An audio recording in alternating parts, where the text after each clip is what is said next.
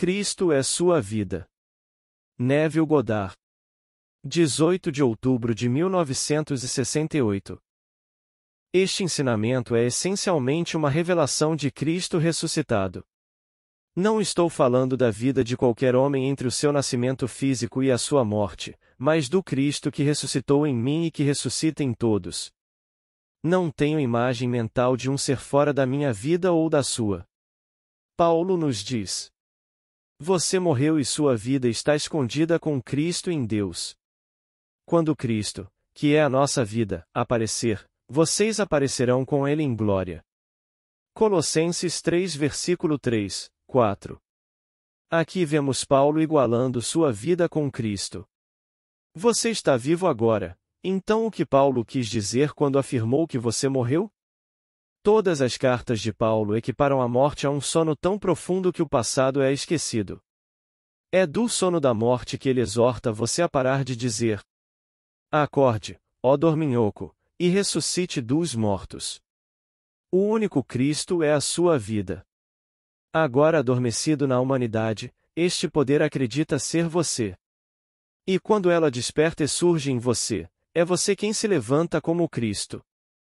O poder e a sabedoria de Deus estão dormindo em você como se fosse sua própria vida. Deus é amor. Quando Deus morreu, Ele deu a vocês, seus filhos, sua herança. Não era uma casa ou algum terreno fabuloso, mas o poder do seu amor. O poder de criar todos os desejos do seu coração. Deixe-me começar com um ponto que confundiu alguns. Um senhor escreveu: você diz que os outros têm corpos e vidas próprios, mas a realidade deles está enraizada em você, assim como a sua realidade está enraizada em Deus. Tenho um desejo que envolve os outros, mas tenho a sensação de que eles não querem fazer parte disso. Embora você diga que eu não deveria me preocupar em influenciar os outros, pois o mundo, enraizado em mim, eles desempenharão o papel que devem desempenhar se eu for fiel aos meus objetivos, mas que direito tenho eu de influenciar os outros? Acreditando que a imaginação cria a realidade e que não existe ficção, começo com uma premissa que não tem nada no mundo exterior para apoiá-la, mas no meio do meu projeto eu me desvio, pois não posso influenciar esses homens. Agora pergunto-me se talvez este seja também o seu desejo oculto e se não me querem nele. Você diz que quando exercito amorosamente minha imaginação em nome de outra pessoa, estou mediando Deus para essa outra pessoa. Sei que o que imagino beneficiará a todos, no entanto, devido à minha dúvida quanto ao desejo deles de se envolverem, devo continuar a fazê-lo? Eu diria a ele: basta pegar o objetivo. Talvez por causa de seus talentos você os tenha escolhido como parceiros, mas se eles se mudassem você ainda teria o desejo? Se sim, então eles não são essenciais. Se você se colocar no final, regozijando-se com o cumprimento do objetivo, aqueles que são igualmente talentosos e talvez mais, virão em sua busca, para permanecer no final, você atrairá os indivíduos necessários para desempenharem o papel que devem desempenhar para ajudar no nascimento do que você está fazendo. Agora, você questionou se todas as coisas funcionaram para o bem. O capítulo 8 de Romanos nos diz que sim. Esta verdade é dramatizada para nós no capítulo 50 do livro do Gênesis. É a história de José, um dos 12 filhos de Jacó. José tinha a capacidade de sonhar vividamente. Suas visões eram verdadeiras e ele podia interpretá-las. Seus irmãos, ficando com inveja, conspiraram para matá-lo, mas Judá intercedeu, instando-os a vendê-lo. José foi vendido como escravo, e quando ninguém conseguia interpretar os sonhos do faraó, José foi levado diante dele. Ele interpretou os sonhos com tanta precisão que o faraó o tornou igual a si mesmo, e tudo o que José disse foi executado instantaneamente. Ele predisse a fome que estava por vir e quando seus irmãos vieram em busca de alimento, José, agora sentado no trono, os reconheceu e disse: não tenha medo, você quis dizer o mal contra mim, mas Deus quis dizer isso para o bem. Então tudo funciona bem quando há tempo para refletir sobre o ato.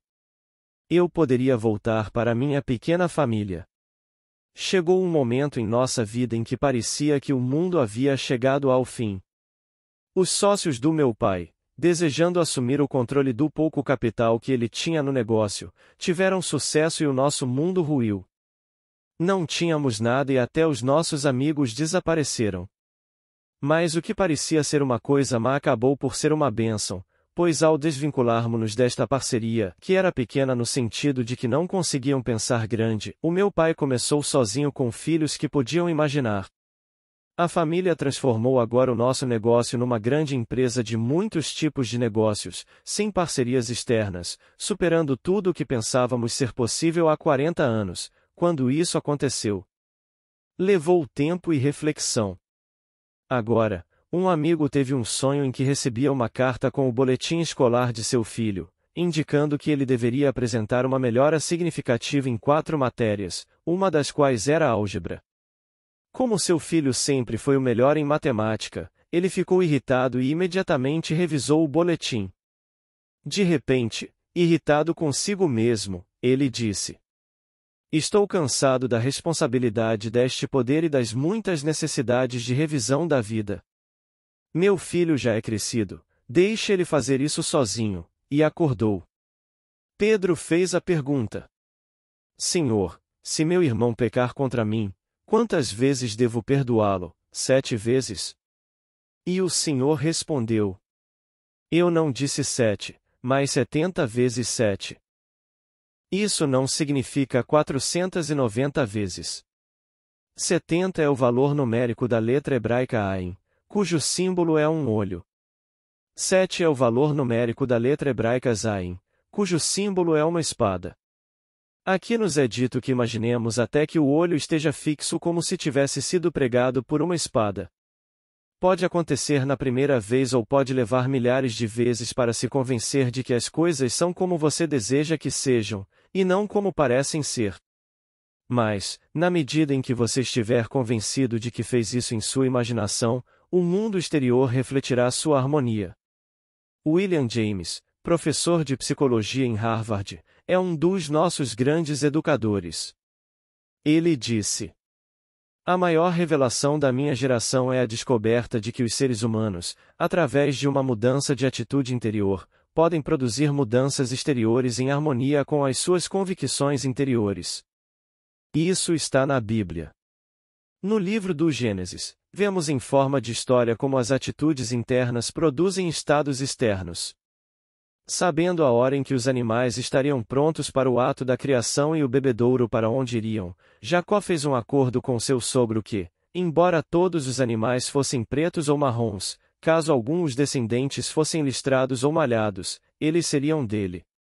Acreditando que o homem se torna aquilo que vê, e que o mesmo se aplicaria ao mundo animal, Jacó despiu os choupos para que apenas aparecessem listras. Depois ele trouxe apenas os animais saudáveis para o bebedouro, deixando todos os fracos se reproduzirem, os marrons com os marrons e os pretos com os pretos.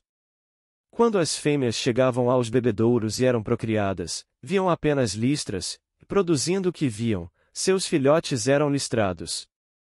Então, essa lição nos foi dada no início. Tudo o que você está vendo em sua mente, você produzirá em seu mundo exterior. É tão simples quanto isso. Espero que você esteja contemplando seu desejo realizado em sua mente, pois as Escrituras dizem que tudo o que você deseja, acredite que você recebeu e você receberá. Isso está lhe dizendo que, na medida em que você se convencer, você se tornará o que supus ser. No caso do meu amigo, o seu sonho dizia-lhe para continuar a rever e não ter medo da responsabilidade do seu tremendo poder de imaginar, pois a própria vida nada mais é do que uma atividade de imaginação. Quando falo que Cristo é a sua vida, estou dizendo que Ele é a sua imaginação, pois a vida é uma atividade da imaginação. Pergunte a si mesmo o que você está imaginando agora e descobrirá o que Cristo criou. Porque por Ele todas as coisas são criadas, e sem Ele nada é criado que seja criado. Tudo que agora se forma e chama de fato já foi apenas uma imagem na mente de alguém que persistiu nessa imagem e a projetou na tela do espaço. Portanto, não desista da responsabilidade da revisão e, quanto a influenciar os outros, devo dizer que você não pode evitar. Ao andar pela rua, você involuntariamente influencia as pessoas. Você simplesmente não pode pará-lo. Outro ponto que quero abordar é este: os profetas que escreveram o Antigo Testamento eram servos do Senhor. Eles registraram o que viram ou ouviram, mas não entenderam. A visão de todo verdadeiro profeta é encurtada, vendo como presente o que é futuro. Os profetas profetizaram sobre a graça que seria a sua. Eles pesquisaram e indagaram sobre que pessoa ou época foi indicada pelo Espírito de Cristo dentro deles ao predizer os sofrimentos de Cristo e a glória subsequente. Foi-lhes revelado que eles estavam servindo, não a si mesmos, mas a vocês, nas coisas que agora estão sendo reveladas. Alguns de vocês estão tendo visões maravilhosas e tentando interpretá-las neste mundo. Exorto-vos a não o fazerem, pois irão perder-se quando tentarem determinar a partida de um indivíduo, pois ninguém sabe a hora, o dia ou a estação do ano. Só o Pai sabe, e isso permanece seu segredo. Não faz nenhuma diferença quão perfeita seja a visão, ela foi encurtada. Você viu isso acontecendo agora. Pode acontecer hoje ou amanhã, mas você não pode prever. Você viu a visão. Sendo um verdadeiro profeta, registre suas visões detalhadamente, mas não tente interpretá-las. Isso me leva a outro ponto que intrigou meu amigo. Quando falo de Deus, ou Senhor, Jesus ou Cristo, estou falando da imaginação humana. Quando solicitado a citar o maior de todos os mandamentos, ele não citou um dos 10, mas a confissão de fé de Israel, dizendo: Ouve, ó Israel, o Senhor nosso Deus, o Senhor é o único. A palavra Senhor é J-O-D-R-V-A-V-R. A pronúncia é Y-O-D-R-V-A-V-R, significando eu sou. A palavra Deus é a Elohim. A pronúncia é Elohim, que é uma unidade composta de um composto de muitos. No capítulo 44 de Ezequiel, o Senhor Deus disse: Eles não terão herança, eu sou a herança deles. Não lhes dê nenhuma posse, eu sou posse deles. Estude esta passagem cuidadosamente e você descobrirá que em vez de Deus nos herdar, nós herdamos a Deus. Ninguém tem maior amor do que este, e de dar a vida pelo seu amigo. Não fingindo, mas abandonando voluntariamente a si mesmo por aqueles que amava, Deus morreu para que possamos herdá-lo. O que é aquele que herdamos? Ele nos disse: Eu sou a luz do mundo. Um dia você herdará a experiência de ser a luz do universo. Não haverá estrelas, nem sol, nem lua, nem circunferência, apenas luz infinita, pulsante e viva, que você sabe que é. Você herdará a Deus como amor infinito. O que quer que Deus fosse antes de se tornar individualizado, você experimentará como você mesmo. Deus era Pai antes de se tornar você e quando Ele te possui, você é o Pai idêntico. O Salmo 2 revela o Filho que era dele antes de se tornar você. Mas ninguém sabe quem é esse Filho, exceto o Pai, e ninguém sabe quem é o Pai, exceto esse Filho e qualquer pessoa a quem o Filho decida revelá-lo. Um dia esse Filho escolherá revelar você e você verá não um Davi, mas o Davi de fama bíblica. E não haverá incerteza quanto ao relacionamento entre você e o Filho de Deus, Davi. Quando ele te chamar de Pai, você saberá que você é Deus. Quando você herda Deus, você herda seu passado infinito e, a partir desse momento, verá as Escrituras de maneira diferente. Reconhecereis os acontecimentos da vida de Jesus como sinais da iniciativa de Deus na redenção do homem. Você entenderá como Deus se entrega ao homem. João registra 8 sinais da iniciativa de Deus na redenção do homem. Muitos estudiosos juntaram o primeiro e o último, o segundo e o sétimo, o terceiro e o sexto e o quarto com o quinto, formando 4 sinais principais. Quando esses sinais começarem a se revelar em você, conte os dias e você descobrirá que há 1260 dias entre a primeira visão e a última, pois você herdará a Deus. Você não é uma coisinha que Deus anima, dá vida e possui. Deus se entregou a você no sentido último da palavra, então você não terá herança, pois eu sou a sua herança. Você não terá possessão em Israel, pois eu sou sua possessão. Se você possui Deus, seja lá o que ele seja, você deve ser. Acabei de citar o capítulo 44 de Ezequiel. Leia atentamente. Torne-se consciente de que possui Deus e você não será mais o pequeno pigmeu que lhe ensinaram que é. Não reaja às bobagens que você lê nos jornais. Eles registram os acontecimentos da mente superficial. O que acontece com um homem entre o berço e o túmulo não deveria interessar a você. Quer ele seja um cozinheiro ou um milionário, o homem, ou mulher, mais bem vestido do ano, ou o mais divulgado, tudo isso é relevante para isso e não tem nada a ver com o Cristo em você, que, como a sua vida, despertará um dia e se levantará. Quando Cristo despertou em mim, fiquei tão maravilhado que não percebi que estava dormindo. Todas as manhãs eu acordava para um novo dia e me retirava naquela noite, assim como você tem feito ao longo dos tempos. Do berço ao túmulo você adormeceu à noite e acordou pela manhã. Com o tempo você morreu, apenas para ser restaurado à vida e continuar a mesma longa jornada. Mas um dia você despertará na tumba onde a consciência foi colocada no início. Para sua surpresa, você nem se lembra de ter adormecido e nem por um segundo pensou que seu crânio fosse o túmulo onde colocaram Jesus Cristo. Mas ao acordar, sua herança se revelará, pois tudo o que for dito sobre Jesus Cristo será vivenciado por você em uma experiência de primeira pessoa, singular, presente.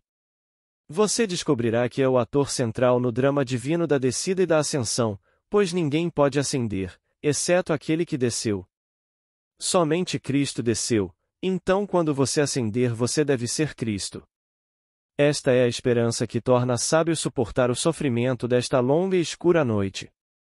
Permaneça nessa esperança que é a graça que vem a você na revelação de Cristo em você, como você.